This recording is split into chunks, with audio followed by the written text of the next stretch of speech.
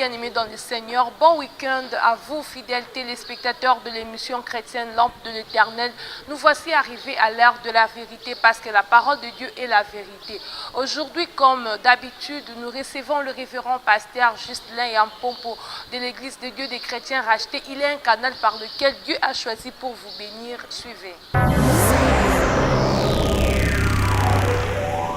Bonjour chers frères, sœurs, fidèles téléspectateurs, vous qui avez été fidèles à cette émission Lampe de l'Éternel, encore une fois, soyez les bienvenus aujourd'hui. Nous vous recevons au nom de Jésus-Christ et nous demandons que vous soyez vraiment attentifs à cet enseignement d'aujourd'hui, car nous sommes là pour continuer avec ce que nous avions commencé, la puissance de la foi. La puissance de la foi, et aujourd'hui nous sommes dans le volume 2 de cet enseignement de la puissance de la foi. Alors nous allons toujours partir du verset de chapitre 11, de verset 1 de Hébreux, le livre de Hébreux chapitre 11 et au verset 1. La Bible nous dit, car la foi est une ferme assurance des choses qu'on espère et une démonstration de ce que l'on ne voit pas. Et c'est ça même la définition que la Bible nous donne de la foi. Et nous allons partir de cela pour chercher à expliquer ce que c'est que la foi et montrer cette puissance dans la foi, et que toi qui m'écoutes, que cette foi que tu as ou cette foi que Dieu peut t'accorder peut t'apporter beaucoup de choses et changer même ton histoire et changer ta vie. Ainsi, je t'invite d'être très attentif. La foi est une ferme assurance des choses qu'on espère et une démonstration de ce que l'on ne voit pas.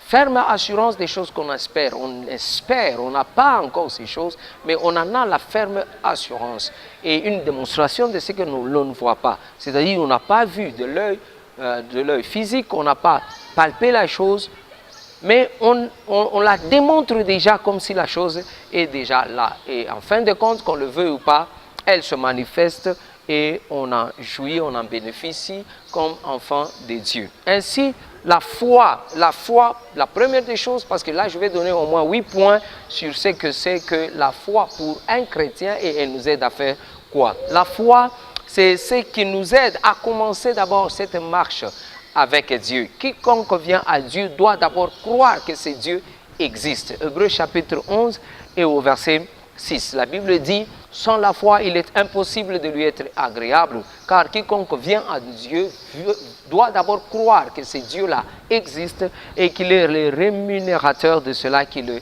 cherchent. Donc toi qui viens à Dieu, tu viens par la foi. C'est au moyen de la foi que l'on vient à Dieu. Donc, si tu veux commencer cette marche avec Dieu, tu dois croire que ce Dieu-là existe. Mais croire seulement que Dieu existe n'est pas suffisant. La Bible dit même les démons croient que Dieu existe et ils tremblent même. Donc, si tu crois que Dieu existe là où tu es, ce n'est pas encore suffisant. Tu dois passer ce niveau-là. Pourquoi je dis ça? Parce que la foi, non seulement elle détermine notre marche avec Dieu, nous commençons dans la foi, nous terminons dans la foi. Hébreux chapitre 10, à partir du verset 38 jusqu'au verset 39, la Bible dit que nous ne sommes pas de ceux-là qui tombent en chemin. Le juste vivra par la foi.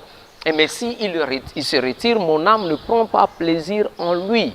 Nous vivons par la foi, nous marchons par la foi, du début jusqu'à la fin. Mais la Bible nous dit dans ce verset-là, mais s'il se retire, mon âme ne prend pas plaisir en lui, car nous ne sommes pas de ceux-là qui se retirent pour se perdre, mais nous sommes de ceux-là qui persévèrent jusqu'au salut de leur âme. Donc ici, dans la marche avec Dieu, c'est une marche de la foi. J'ai toujours comparé la vie du chrétien comme la vie des enfants d'Israël qui doivent quitter Égypte pour aller dans la terre promise. En Égypte, ils vivaient de la sueur de leur front, ils travaillaient dur pour avoir juste à manger, mais quand ils ont commencé à marcher avec Dieu, ils devaient croire et faire confiance en ces dieux qu'ils n'ont jamais vus et que Moïse devait présenter à ce peuple, et ils devaient croire en tout ce que Moïse leur disait, et leur vie en dépendait. Tout ce qu'ils ont fait comme marche de la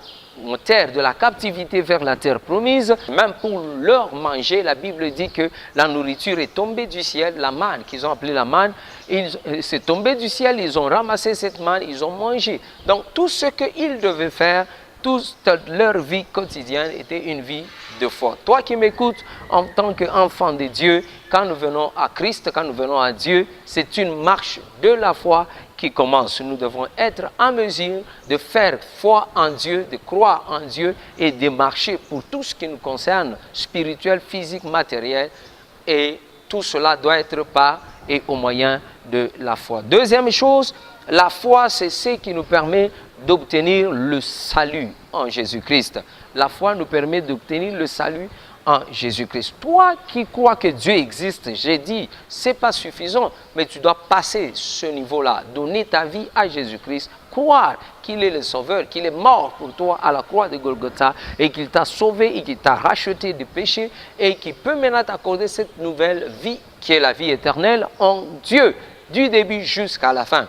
Et cela nous trouvons dans Romains chapitre 10 à partir du verset 10. À partir du verset 10 jusqu'au verset 11. La Bible me dit quoi? Car c'est en croyant du cœur que nous parvenons à la justice et en confessant de la bouche que nous parvenons au salut. C'est-à-dire du cœur nous croyons que Jésus-Christ est sauveur, il est mort pour nous, il est ressuscité et nous accorde la vie éternelle en croyant du cœur que nous arrivons à la justice et en le confessant comme Seigneur et Sauveur, nous parvenons au salut.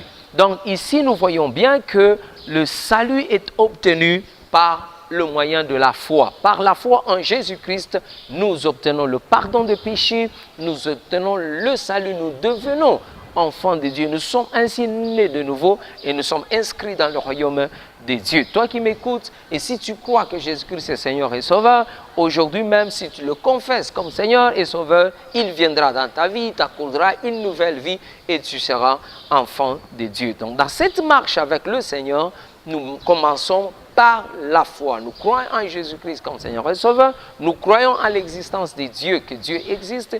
Et pour arriver à ces dieux-là, il faut passer par Jésus-Christ. Jésus dit que je suis le chemin, la vie et la vérité. Et nul ne vient au Père sans passer par moi. Donc c'est en croyant en cette parole que nous arrivons à ce salut. Toi qui m'écoutes, c'est encore possible, tu peux le faire même maintenant.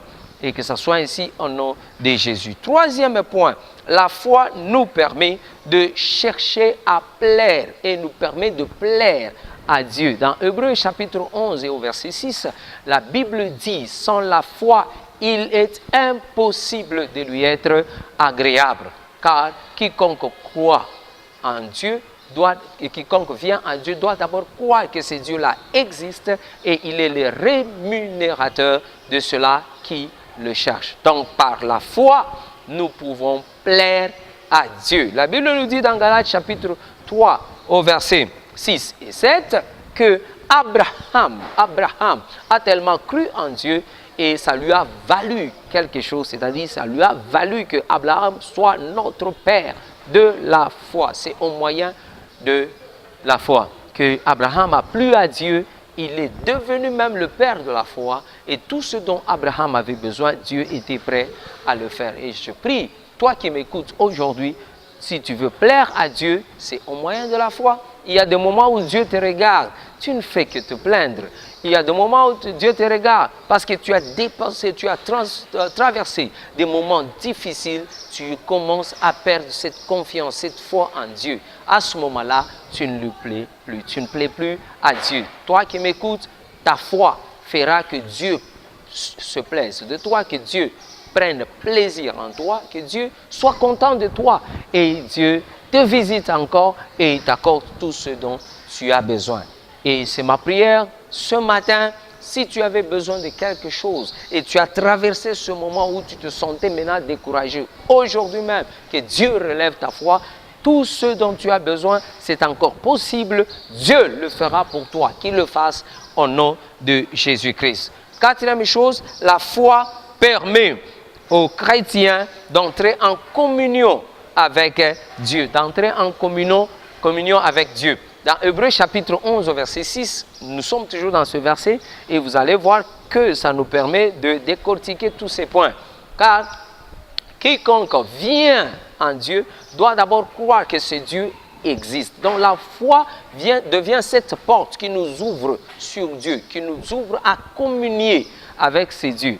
Comment vas-tu communier avec quelqu'un que tu ne vois pas et tu as à peine une image de ce Dieu-là? C'est au moyen de la foi. Au moyen de la foi, nous entrons en communion avec Dieu et Dieu nous parle et Dieu nous communique sa pensée et même au travers de sa parole. C'est par le moyen de la foi. La Bible nous dit en Hébreux chapitre 11, par la foi nous comprenons, 2 et 3, que même le ciel et la terre ont été créés par la parole de Dieu. Donc la foi nous situe encore dans la parole de Dieu et c'est au moyen de la foi que nous arrivons à croire à tout ce que la parole de Dieu dit. Et quand nous y arrivons, et Dieu se dispose aussi d'agir à notre vie et à notre faveur. C'est ma prière que tout ce dont tu as besoin, que Dieu le fasse pour toi au nom de Jésus. Cinquième chose, la foi permet aux chrétiens d'obtenir de Dieu tout ce dont il a besoin. D'obtenir de Dieu tout ce dont il a besoin. Dans Marc chapitre 11, à partir du verset 22, 23, 24, la Bible nous dit, quand Christ était avec les disciples, il passait, il a vu le figuier qu'il avait maudit un jour avant séché. Les disciples étaient tellement étonnés, ils lui demandaient, il disait, Seigneur, le figuier que tu avais maudit a séché. Et il a dit, ayez foi en Dieu, ayez foi en Dieu. Et en vérité, je vous le dis, si vous avez une foi aussi petite qu'un grain de sénévé, vous parlerez à cette montagne, ôte-toi d'être là et jette-toi dans la mer. Et si tu ne doutes pas dans ton cœur, tu verras s'accomplir ce que tu auras dit. Donc, au moyen de la foi, nous obtenons tout ce dont nous avons besoin de la part de Dieu. Au moyen de la foi. Beaucoup de gens ne parviennent pas à obtenir quoi que ce soit de la part de Dieu parce qu'ils n'ont pas cette foi. Nous nous souvenons dans Luc chapitre 1, à partir du verset 35 jusqu'au 37, quand l'ange apparaît à Marie et Marie lui pose la question, comment cela va se passer? Et l'ange lui dira que le Saint-Esprit viendra sur toi et tu seras enceinte, tu tomberas enceinte, tu auras conçu. Et l'enfant que tu auras conçu sera appelé le Fils de Dieu. Il dira, mais maintenant, comment cela va se passer? Parce que je n'ai jamais connu d'homme. Donc, voyez-vous, ici, Marie se trouve dans une situation impossible, qui n'a jamais vu, n'a jamais entendu parler, mais elle doit croire à ce que l'ange lui apporte comme message. Et en croyant en cela, la Bible dit, il a obtenu. Donc, nous parvenons à obtenir de la part de Dieu, même ce qui était impossible devient possible. Luc chapitre 1, verset 37 dit, car avec Dieu tout est possible. Donc la foi permet d'ouvrir la porte afin que Dieu agisse dans notre vie. En faveur de nous, bien sûr, parce que nous sommes dans le besoin. Nous avons des choses parfois qui nous dépassent. Nous avons des choses que le monde ne peut pas donner. L'argent ne peut pas acheter. Les médecins ne peuvent pas faire grand-chose devant certaines maladies. Devant certaines situations, ils sont dépassés. Il n'y a aucune solution contre, par exemple, une situation où quelqu'un est envoûté, est sous l'emprise des démons. Par exemple, il n'y a aucun médicament qui résout cela. Il n'y a aucune solution dans ce monde, si ce n'est qu'au moyen de la foi, la puissance de Dieu est déclenchée pour s'occuper de pareilles situations. Quelle que soit la situation que tu traverses, aujourd'hui même, je prie que Dieu te visite au nom de Jésus. Je pense que sur ce même plateau, j'avais donné un témoignage de cette dame qui n'avait pas de trompe. Elle a été dans 5 hôpitaux différents et au jour où elle donnait son témoignage, elle a amené les 5 clichés là où on a dit dans tous les hôpitaux qu'elle n'avait pas de trompe. Si bien qu'elle devait, donc sans trompe, tu ne dois pas avoir ou tu ne peux pas avoir des enfants. Mais avec Dieu, tout est possible. Cette dame, au moment où je vous parle, elle a 2 enfants déjà parce que Dieu l'a visitée. Les médecins étaient dépassés parce qu'ils n'ont jamais vu pareille situation. Mais avec Dieu, tout est possible. Donc la foi, c'est cette clé qui nous ouvre sur ces possibilités de Dieu, cette puissance illimitée de Dieu.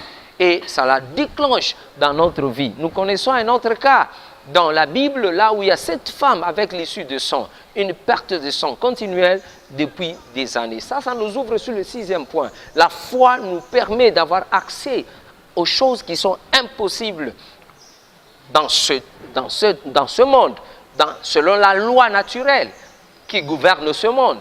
Donc, la foi nous ouvre sur ces impossibilités-là que la nature ne sait pas expliquer, que l'homme ne sait pas contrôler, que la science ne sait pas démontrer, que l'argent ne peut pas acheter. C'est la foi qui nous ouvre sur cette fenêtre-là, sur cette dimension où nous permettons à Dieu de relâcher sa puissance et de s'occuper des situations impossibles. Peut-être que tu es en train de m'écouter. Ce qui était impossible, c'est ma prière aujourd'hui, que Dieu s'en occupe, que tu reçoives ton miracle, ta guérison, ta délivrance au nom de Jésus-Christ. C'est au moyen de la foi. Je prie que tu exerces ta foi. Mon frère, ma soeur, les miracles ne sont pas encore finis. Dieu est capable de le faire. Dieu est capable de te sortir de cette situation. Dieu est capable de faire que les aveugles voient encore, les paralytiques marchent, les opprimés soient libérés. Il est le même hier, aujourd'hui et éternellement. Et sa puissance n'a pas changé, sa puissance est toujours disponible. C'est au moyen de la foi qu'on puisse puiser à cette puissance. Vous vous souvenez, cette femme qui a perte de sang, elle arrive sans que même Jésus ne la constate, sans que Jésus ne fasse cas d'elle. Auparavant, elle vient, elle est dans la foule, elle traverse une situation impossible, une situation difficile. La Bible dit, plus elle cherchait de l'aide, plus elle allait consulter les médecins pour son cas, plus son cas s'empirait. Elle dépensait, elle devenait de plus en plus pauvre à cause de sa maladie, mais malgré tout ça, elle n'avait pas de solution. Mais ce jour-là, la Bible dit, elle s'est dit dans son cœur, si jamais je pousse, j'avance vers lui, si je touche à son vêtement, je serai guéri. Elle était la seule à pouvoir savoir ce qu'elle voulait faire. Et elle s'est faufilée, s'est glissée dans la masse. Elle est partie toucher le bord du vêtement de Jésus. Et aussitôt qu'elle aura touché Jésus, la Bible dit la puissance qui était en lui, la vertu qui était en lui s'est dégagée. Elle a reçu cette puissance et sur place, elle a été guérie. Et quand Jésus lui a posé la question, elle a expliqué ce qu'elle a fait.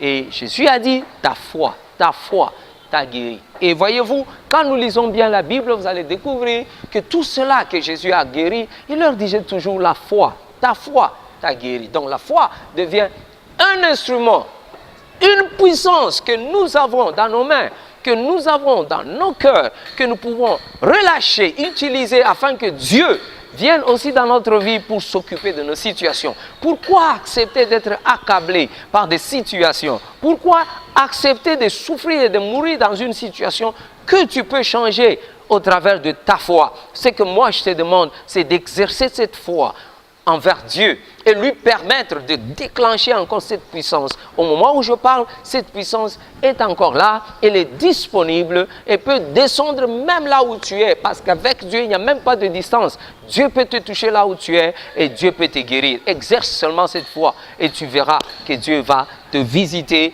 et va te guérir. Et c'est encore possible. Il dira, avec la foi, vous pouvez parler à cette montagne. Ôte-toi de là et jette-toi dans la mer. Et si tu ne doutes pas dans ton cœur, je vous ai toujours dit, et je le répète, le grand ennemi de la foi, c'est le doute, c'est la peur. Enlève la peur, enlève le doute, enlève les calculs humains. Permets à Dieu, toi crois seulement. C'est le domaine des enfants. C'est le domaine des enfants. Un enfant, par exemple, il n'a pas à se demander dans sa tête si son père a de l'argent ou pas.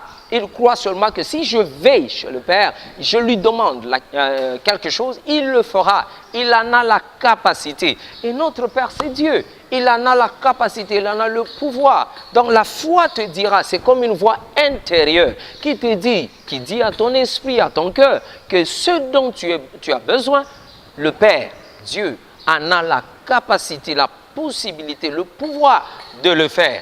Et ça te sera fait. Au nom de Jésus, c'est ma prière. Tout ce dont tu lui demandes, tout ce dont tu as besoin, que tu puisses le recevoir au nom de Jésus-Christ. Le 6e ou le 7e point, c'est dans Marc chapitre 3 au verset 23. La foi permet aux chrétiens aussi de faire des choses impossibles. Ce qui était impossible devient possible pour lui. Dans Marc chapitre 9 au verset 23, Jésus dit « Tout est possible à celui qui croit ». Donc, la foi dans la vie du chrétien fait que ce chrétien soit aussi à mesure de faire de grandes choses. Ce qui semblait être difficile au chrétien, à lui, en tant que personne, lui sera facile, lui sera possible. Donc, voyez-vous que le chrétien qui m'écoute ou le non-chrétien qui croit en cette parole et qui, à la fin de cette émission, peut donner sa vie à Jésus-Christ, trouvera qu'avec la foi, ça sera possible qu'il fasse de grandes choses dans sa vie, au moyen de la foi. La foi est toujours sœur à la détermination, à la persévérance qui nous permet de réussir. Et je prie que tu entres dans cette dimension de la foi et ce qui te résistait, ce qui était difficile à toi, devienne facile. Que ce soit ainsi au nom de Jésus-Christ. Au 7e point, la foi permet à la puissance de Dieu d'agir à notre place et à notre faveur. À notre place et à notre faveur. La Bible me dit que Dieu fait beaucoup de choses ou fit beaucoup de choses par les mains des disciples. Les disciples sont partis, ils n'ont fait que prêcher et obéir à ce que Jésus a fait. Et la Bible dit que quiconque croit en lui, ces signes-là vont l'accompagner. En son nom, il chassera les démons. En son nom, il imposera les mains aux malades. C'est dans Marc chapitre 15.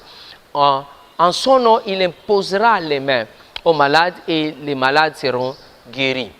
Il n'a pas dit les pasteurs feront ces choses. Non, il a dit celui qui aura cru en son nom, voici les signes qui vont l'accompagner.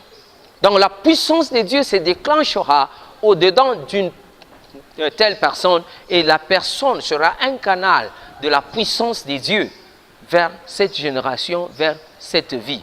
Je me rappelle à une époque où je marchais sur la route. Je venais de l'église, je venais de beaucoup prier et je marchais sur la route en chantant, en glorifiant le Seigneur. Je rentrais à la maison.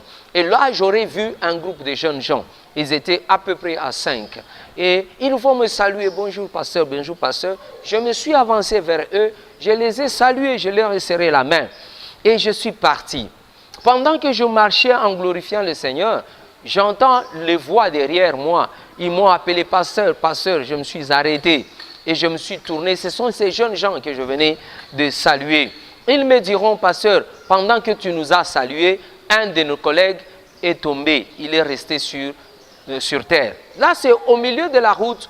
C'est sur les macadams. Il faisait un soleil de 14 heures. Je ne savais pas ce qu'il y avait dans sa vie. Ils m'ont supplié de rentrer. Je suis rentré. Et effectivement, je trouve le garçon qu'on a transporté, qu'on a déposé dans la parcelle qui était juste à côté. Il revenait à peine de son inconscience. Et alors là, j'aurai le temps de lui parler. Je lui parlais. Pendant que je lui parlais encore, je vois le jeune homme qui s'écroule encore, qui tombe par terre. On lui donnera encore du temps pour se remettre. Et je commence à parler. C'est après que j'aurai découvert que ce jeune homme avait touché à des choses qui n'étaient pas correctes. Il était dans un monde occulte. Il était dans un petit groupe de sociétés occultes, de sorcellerie ou de magie. Alors, la puissance de Dieu s'est manifestée comme ça. Il a été tellement qu'il tremblait devant tout ce qui lui est arrivé. Il a commencé à dévoiler, il a commencé à parler, à expliquer ce qu'il était, ce qu'il faisait et ce qui était comme puissance occulte en lui. Voyez-vous, la puissance de Dieu est au-dessus de toute autre puissance. Mais c'est par la foi que vous allez lui permettre, vous allez permettre à Dieu et à sa puissance de se manifester au travers de vous. Qui sait si vous êtes la solution pour cette génération qui périt? Qui sait que c'est vous que Dieu va utiliser pour les signes, prodiges, miracles, guérisons de ta famille? Qui sait que c'est avec vous que Dieu changera la situation même économique de ce pays, dans cette société, dans cette entreprise? Dieu a besoin de déposer sa puissance dans la vie d'un enfant de Dieu et qui, à son tour, va utiliser cette puissance pour donner solution à cette génération. Tu es peut-être celui qui m'écoute aujourd'hui, celui qui m'écoute, qui est prêt à déployer cette puissance. C'est au moyen de la foi. Au moyen de la foi, Dieu va t'utiliser. Avec Dieu, tout est possible. Voici ces signes qui accompagneront ceux-là qui auront cru en mon nom. Ils imposeront les mains aux malades et les malades seront guéris. Ils imposeront les mains aux malades, les malades seront guéris, les démons seront chassés de leur vie. Les guérisons vont s'installer, les délivrances et toute forme de choses vont s'installer dans leur vie.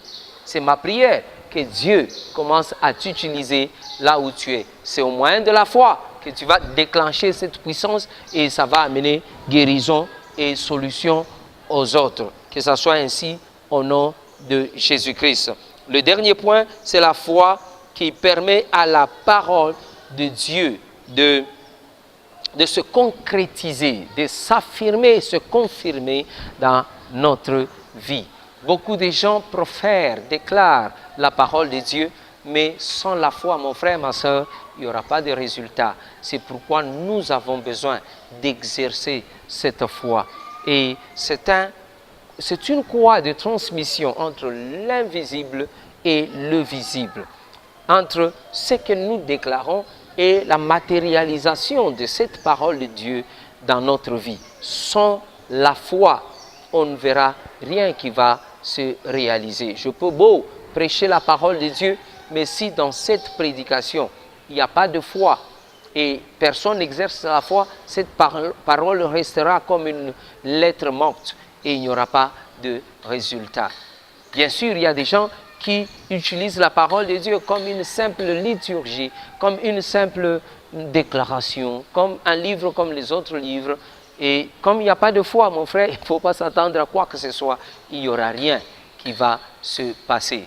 Que ce soit ainsi au nom de Jésus. Vous qui m'avez écouté, si vous êtes malade, croyez aujourd'hui même que Dieu peut vous guérir et recevez cette guérison au nom de Jésus. Toi qui m'écoutes, tu as été dans la stérilité pendant trop longtemps et l'enfant n'est pas venu. Reçois la grâce de Dieu aujourd'hui et que cet enfant naisse dans ta maison, dans ton mariage, au nom de Jésus. Toi qui m'attends, qui as besoin d'un boulot, Dieu peut te l'accorder. Au moyen de la foi, tu peux décrocher ce boulot. Au moyen de la foi, tes démarches peuvent produire pour toi. Que ce soit ainsi au nom de Jésus. Que Dieu vous bénisse. Si vous nous avez pris en cours, nous sommes en train de parler de la puissance de la foi. La foi a une grande puissance dans la vie du chrétien et dans la vie de tout celui qui m'écoute aujourd'hui s'il croit à cette parole. Et peut-être que tu viens de croire à cette parole, mais tu n'as pas encore donné ta vie à Jésus-Christ. Tu dois commencer par là. C'est par la foi que nous nous approchons de Dieu. Nous croyons que Dieu existe. Et si nous y croyons, et Dieu il sera le rémunérateur. Il nous paye, il récompense cet exercice de la foi. Nous obtenons tout ce dont nous avons besoin. Nous voyons la concrétisation de la parole de Dieu dans notre vie. Si vous nous avez suivis, que Dieu vous bénisse. Et si vous voulez donner votre vie à Jésus, voici ce que vous allez faire comme prière. Vous allez prier après moi et en répétant les mêmes paroles que moi, en disant, Père, j'ai écouté ta parole. Je sais que je suis pécheur, mais pardonne-moi. Je sais que Christ est mort à la croix pour moi. Pardonne tous mes péchés. Lave mon esprit, mon âme de tout péché. Seigneur Jésus, viens dans mon cœur. Sois mon Seigneur et mon Sauveur. Que je te suive pour le reste de ma vie. Inscris mon nom dans le livre de vie. Merci Père. Au nom de Jésus. Amen. Si vous avez fait cette prière aussi simple que ça paraît, c'est ça la prière du salut. Vous êtes maintenant enfant de Dieu. Cherchez une église là où la parole de Dieu est prêchée. Et si vous n'en avez pas trouvé une, moi je vous invite là où je suis. Je suis dans l'église de Dieu des chrétiens rachetés. Nous sommes sur Sayo au 23 85. Et là nous sommes là tous les jours. Chaque dimanche, nous sommes là de 7h30 à 11h30 et le mardi, nous sommes là de 17h30 à 19h30. Le jeudi, nous sommes là aussi de 17h30 à 19h30. Alors, nous ne sommes pas seulement en train de prêcher la parole de Dieu chaque dimanche ou chaque jeudi ou chaque mardi, mais nous sommes là aussi avec d'autres formations. Nous avons l'école de ministère que nous avons appelée l'école des disciples. Et si vous êtes intéressé, vous pouvez aussi venir pour votre formation. Nous avons aussi le collège biblique ou l'institut biblique qui est ici sur Sayo, dans la commune de Kasavubu. C'est pour la formation des serviteurs de Dieu, des pasteurs, des ouvriers dans la maison de Dieu. Et si vous êtes intéressés, les portes sont ouvertes. Venez nous contacter et Dieu le fera. Pour ce qui est des numéros de contact, c'est le 089 54 23 660. 089 54 23 660 et le RTL c'est le 097 021 456. 097 021 456. Que Dieu vous bénisse. Bien-aimés dans le Seigneur, je crois que vous avez été édifiés par cette parole. Vous venez de suivre votre humble serviteur, le révérend pasteur Ghislain Yampompo de l'Église de Dieu des chrétiens rachetés. Vous nous avez suivis, vous avez des problèmes, vous avez des soucis qui nécessitent la prière. N'hésitez pas de nous contacter sur notre numéro qui est affiché au bas de vos écrans. Retrouvez-nous chaque samedi à 17h30 et les jeudis à 13h30. Bye, à la prochaine.